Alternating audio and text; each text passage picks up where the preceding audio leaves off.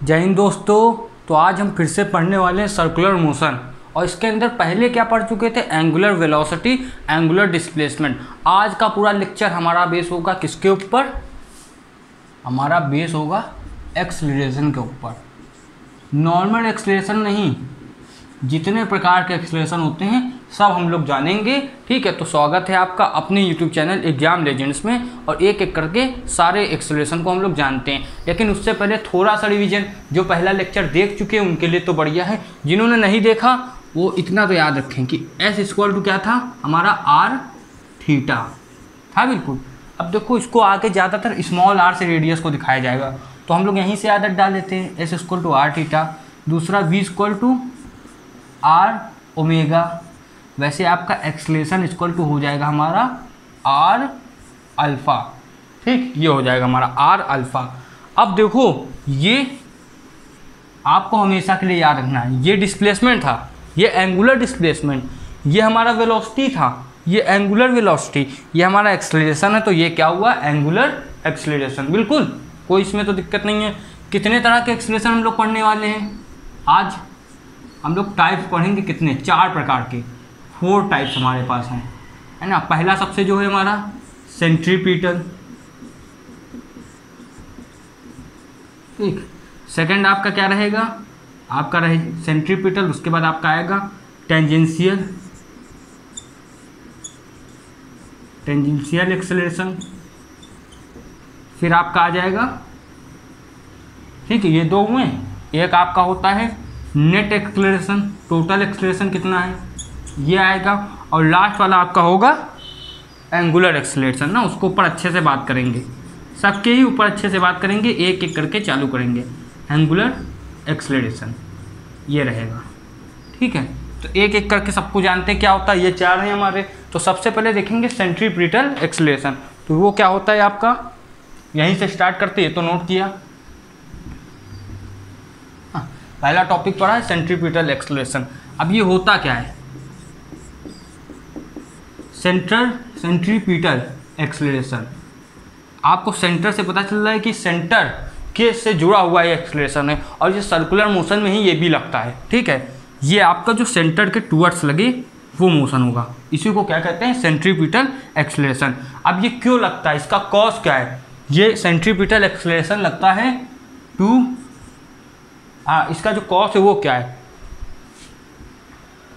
Due to change, due to change, ये भी note किया है, एक एक करके सबको पढ़ना है। Due to change in direction of velocity, एक एक टर्म को याद रखना है, ठीक है। सेंट्रीपिटल एक्सेलरेशन कब लगता है, जब डायरेक्शन चेंज होती है वेलोसिटी ही। कैसे, देखो ये मान लीजिए आपका पार्टिकल है, ये इधर चल रहा है वेलोसिटी v से, कुछ टाइम बाद ये इधर आ गया, वेलोसिटी v ही है अभी, लेकिन डायरेक्शन चेंज हुई कि नहीं? अभी डायरेक्शन आपकी कौन सी है, ये नॉर्थ, और अब आपकी डायरेक्शन कौन सी हो गई, ये वेस्ट हुआ ना, तो चेंज हो गई डायरेक्शन। उसके बाद ये यहाँ पर आएगा पार्टिकल, तो फिर डायरेक्शन चेंज हुई, और यहाँ पर पार्टिकल आया, फिर डायरेक्शन चेंज हुई। जो डायरेक्शन चेंज होने की वजह से एक्सेलरेशन आता है उसको हम लोग कहते हैं, कौन सा एक्सेलरेशन, सेंट्रीपिटल। अब सेंट्रीपिटल नाम क्यों है, क्योंकि ये हमेशा सेंटर के टुवर्ड्स लगता है, सेंटर के टुवर्ड्स ना, ये एक्सेलरेशन हमेशा सेंटर के टुवर्ड्स लगेगा। इसको आप कहते हो AC एक्सेलरेशन, जो सेंट्रीपिटल की वजह से है, तो सेंट्रीपिटल एक्सेलरेशन। अच्छे से समझ में आया, कोई दिक्कत नहीं। अब इसका फॉर्मूला क्या होता है, AC=v²/r, ये आपको याद रखना है, AC=v²/r। ए सेंट्रीपिटल होता है v²/r।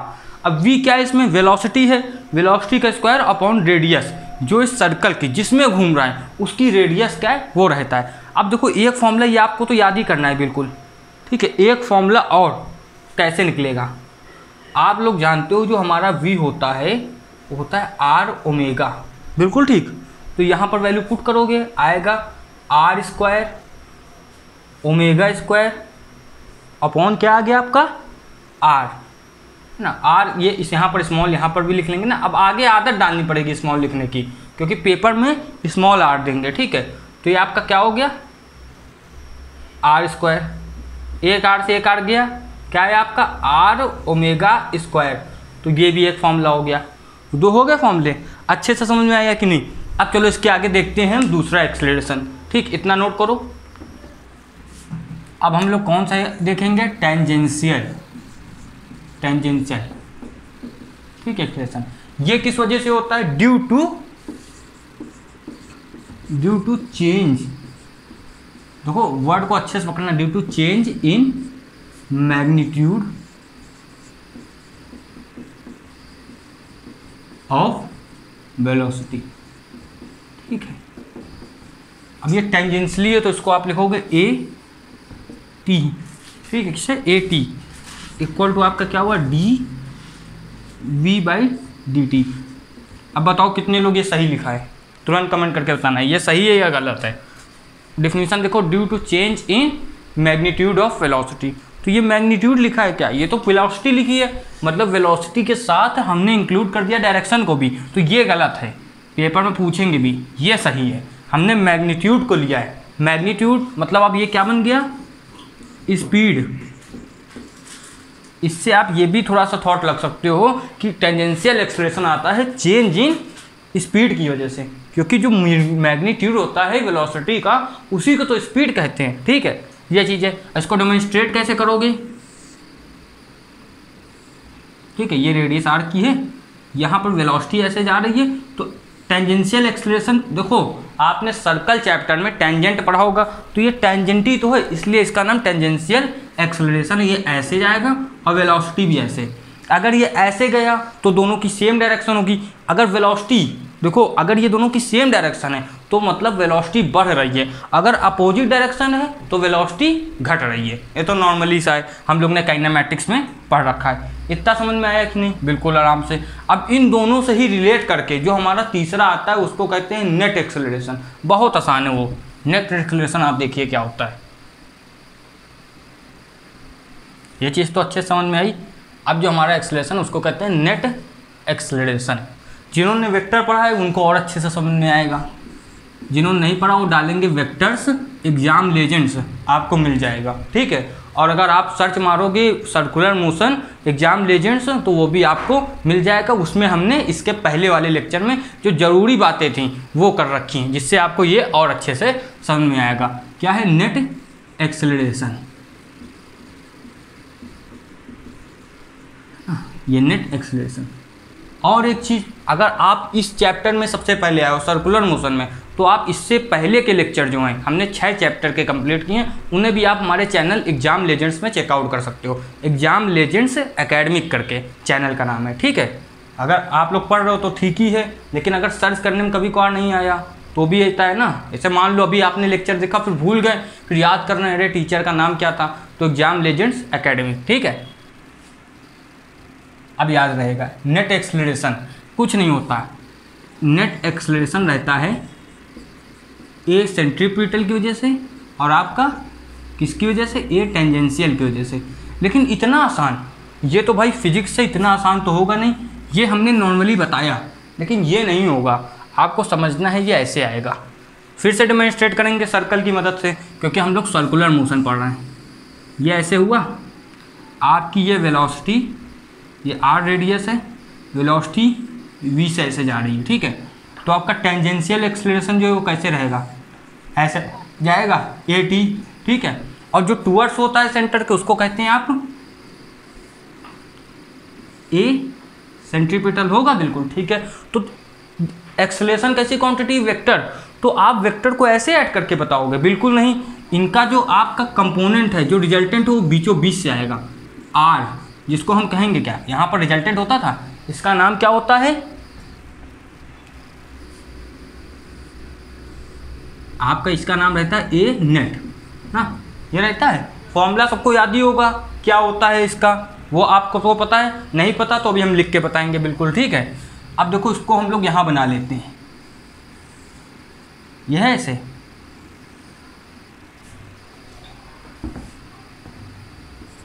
ये आपका क्या था, ए सेंट्रीपिटल, ए टेंजेंशियल, और ये आपका ए नेट, बिल्कुल। अब इसमें देखो आपको इसको सॉल्व करना है केवल। तो फॉर्मूला सबको पता ही है, नॉर्मली लगाते हैं। ये क्या है हमारा आर स्क्वायर, तो इसको आप ऐसे लिखोगे R square equal to under root, R जो है आर केवल R equal to under root क्या होता था ए स्क्वायर, ए की जगह ये है ए टी प्लस बी की जगह बी स्क्वायर होता था, बी की जगह ये है ए सी का स्क्वायर, ठीक है।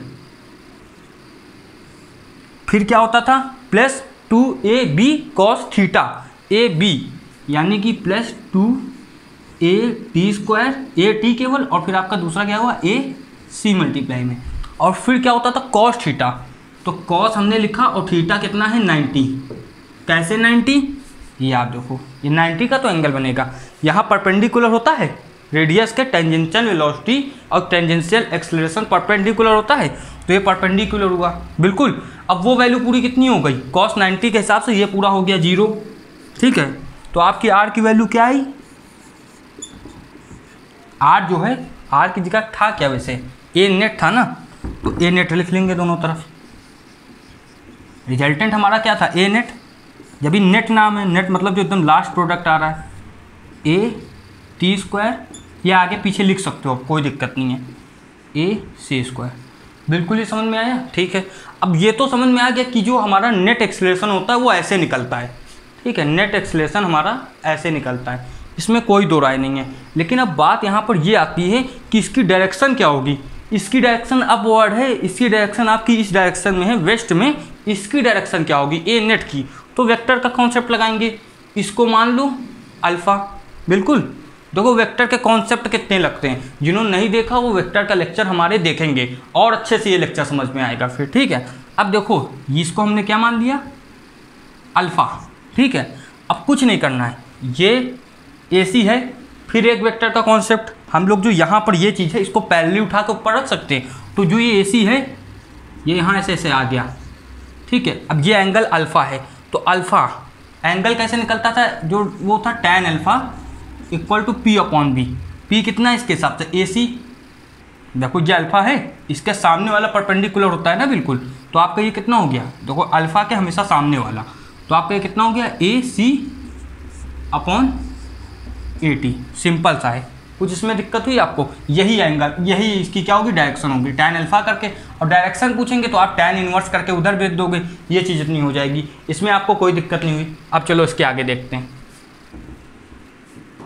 अब देखेंगे हम लोग क्या एंगुलर एक्सेलरेशन, थोड़ा सा सिमेट्री से समझते हैं तो अच्छे समझ में आएगा। एस इक्वल टू क्या था आपका, एस इक्वल टू आपका होता है क्या D S by D T, बिल्कुल। डी एस से ज़्यादा अभी यहाँ साइड रहेगा चेंज वाला, तो चेंज में हम लोग लिखेंगे delta S by delta T. वैसे आपका थीटा क्या था, ये थीटा क्या होता था, देखो अगर नहीं भी कभी याद आए तो आप आर्क अपॉन रेडियस सोच के कर दोगे, कैसे आर्क अपॉन रेडियस, आर्क की जगह डिस्प्लेसमेंट आ जाता है ये ऐसे, ठीक है बिल्कुल, इसमें कोई दिक्कत नहीं। इसके बाद आपका क्या हो गया, ये डिस्प्लेसमेंट है, ये एंगुलर डिस्प्लेसमेंट है, ठीक है, याद रखना। ये लीनियर है, ये चीज़ें लीनियर हैं, ये एंगुलर हैं, ऐसे याद रखना। ये एंगल के ऊपर वर्क करती है, ठीक है, ये एंगुलर है, ये लीनियर है, बिल्कुल। अब इसके बाद आपका क्या हो गया, ये इतनी चीज़ तो आई अच्छे से, ठीक है। अब इसके बाद आपका क्या वेलोसिटी होता था क्या आपका, अच्छा ये चीज़ थी, इसमें तो कुछ नहीं लिखना, थोड़ी सी गलती होगी, ये एस रहता है बिल्कुल, ठीक केवल, ठीक है। अब इसके बाद जो वेलोसिटी होती है वो होता है delta S upon delta T. वैसे ओमेगा क्या होता है आपका delta theta upon delta T. देखो ये डिस्प्लेसमेंट है, ये एंगुलर डिस्प्लेसमेंट है, बिल्कुल। वैसे आपका एक्सेलरेशन क्या होता है, एक्सेलरेशन आपका क्या रहता है, इसमें क्या होगा delta theta upon delta T, ठीक है। डेल्टा जो रहता है इंटरवल के लिए रहता है, और अगर यहाँ डी लिख दोगे तो इंस्टेंट के लिए हो जाएगा, बस इतना अंतर है। वैसे एक्सेलरेशन आप क्या होता है change in velocity upon change in time रहता है, बिल्कुल, ठीक है। वैसे टेंजेंशियल एक्सेलरेशन, अब याद रखना जो एंगुलर एक्सेलरेशन रहेगा वो क्या चीज़ रहती है, याद रखना जो एंगुलर एक्सेलरेशन है वो टेंजेंशियल के इक्वल। नेट एक्सेलरेशन अभी पढ़ा, नेट एक्सेलरेशन के इक्वल नहीं है, टेंजेंशियल के इक्वल है। इसको आप लिखोगे आर, ये हाँ ये आपका रहता क्या है omega, delta omega upon delta T, ये रहता है। ये चीज़ अच्छे से समझना है नहीं। डेल्टा ओमेगा क्या है, angular velocity upon angular time, ये टेंजेंशियल होता है बिल्कुल, हमेशा याद रखना है। ये आपका सेंट्रीपिटल से बिल्कुल अलग है, क्योंकि सेंट्रीपिटल का फॉर्मूला तो ये है v²/r। इसमें भी बात करेंगे ये कैसे आई है, ठीक है। ये चीज़ इतना समझ में आया। अब चलो इसके आगे देखते हैं। अब देखो जो ये है ये इसको कहते हैं एंगुलर एक्सेलरेशन, ठीक है। वो जो था वो आपका ये टेंजेंशियल, ये इसके इक्वल होगा आर ओमेगा के, मतलब आर अल्फा के, ये एंगुलर एक्सेलरेशन है। टेंजेंशियल का रिलेशन इससे ऐसे है, ठीक है। ये टेंजेंशियल का रिलेशन इससे ऐसे है, लेकिन फॉर्मूला जो है वो ये आपका सही है, ठीक है। इतना याद रखना। अब कुछ क्वेश्चन आ गए, ये पहला है और ये दूसरा। आपसे कह दिया जो ए टेंजेंशियल है वो dv/dt हो तो ये 0 होगा। अब तुम खुद सोचना, जो टेंजेंशियल एक्सेलरेशन है वो चेंज इन मैग्नीट्यूड की वजह से आता है। अब जब चेंज इन मैग्नीट्यूड 0 है तो ये चीज़ तो पूरी 0 होगी, तो ये चीज़ तो आपकी सही है बिल्कुल, ठीक है। अब ये कह रहे हैं ए अगर v कांस्टेंट है, अगर चेंज ही नहीं किया हमने, अगर इसका मैग्नीट्यूड नहीं चेंज किया तो ये पूरा 0 होगा, साफ बात है। लेकिन इसने कहा सेंट्रीपिटल जो है वो 0 होगा, तो वो 0 नहीं होगा। क्यों? क्योंकि जो सेंट्रीपिटल वो तो डायरेक्शन की वजह से है। अरे वेलोसिटी का मैग्नीट्यूड चेंज हो चाहे ना हो, डायरेक्शन तो चेंज कर दी, ठीक है। अब देखो ये कह रहे हैं जो ये ए नेट जो है ये इसकी वैल्यू जो है ये 0 होगा। हाँ ये 0 हो गया, ठीक है। ये तो नहीं 0 होगा, तो ए नेट भी आपका 0 नहीं होगा। ए नेट ये हो सकता है, इनका कहना कि ये चीज़ हो सकती है ए नेट की वैल्यू, ठीक है। 0 के इक्वल ये भी नहीं होगा। अब ये 4 वाला पूछा है, जो अल्फा है एंगुलर एक्सेलरेशन वो 0 होगा। देखो ए टेंजेंशियल के इक्वल है आर अल्फा, अगर ये 0 हो गया तो ये चीज़ 0 नहीं होगी, ये आर नीचे जाएगा पूरा 0। तो जब जब ये 0 होगा तब ये 0 होगा। अच्छे से समझ में आया। अब इसमें देखो क्या कहा है, इसमें कहा अगर v कांस्टेंट है, सर्कुलर मोशन है, तो dv/dt का जो मैग्नीट्यूड है ए नेट के इक्वल होगा। बिल्कुल सही है, क्योंकि ए नेट में क्या आता है, वेलोसिटी आती है सारी, बिल्कुल। अब वेलोसिटी के अंदर हमने मॉड लगा दिया तो इसका वेलोसिटी का पूरा मॉड लगाया है, ठीक है। अगर इसमें मॉड लगा दें तो वो टेंजेंशियल हो जाएगा। देखो इसमें कन्फ्यूजन होता है, इसमें मॉड लगा दें तो टेंजेंशियल हो जाएगा, इसमें मॉड लगाया है तो टेंजेंशियल, समझ लो। इसमें मॉड लगा देंगे तो टेंजेंशियल होगा। अगर पूरे लगा दिया है हमने तो हमने वेलोसिटी को एज अ वो निगेटिव से पॉजिटिव किया है, लेकिन टेंजेंशियल नहीं बनाया है, ठीक है। नेट ये सही है और ये गलत है, इसलिए क्योंकि इसमें वेलोसिटी के ऊपर लगा दिया है, पूरे के ऊपर नहीं लगाया। तो ये यहाँ स्पीड की तरह काम करी, लेकिन ये वेलोसिटी इन अ मोड की तरह काम कर रही है।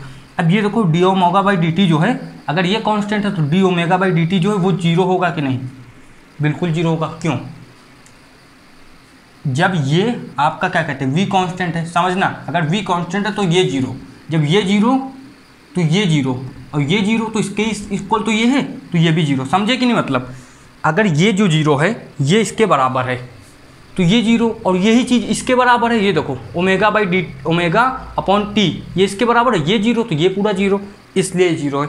बताया भी है यहाँ पर साइड में, अगर अल्फा 0 है तो ये 0 होगा ही। लास्ट वाला कह रहे जो ये है ये चीज़ 0 होगी।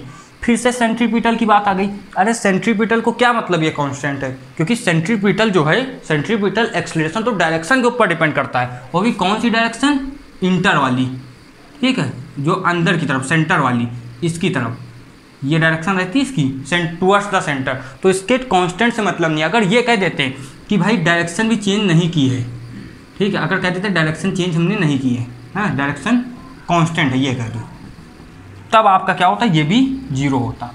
ठीक समझ लो। इसलिए अगर ये अच्छे से आपको समझ में आया होगा। अब इसके आगे कोई टॉपिक नहीं बचा। एक प्रूविंग है जो किसकी, सेंट्रीपिटल फोर्स की है, वो अगर हमें आगे टाइम मिलेगा तो हम करा देंगे, नहीं तो आपका इसके आगे से रोटेशनल चैप्टर कल से चालू हो जाएगा। जब तक के लिए पढ़ाई करते रहिए, चैनल को लाइक शेयर सब्सक्राइब कीजिए। जय हिंद।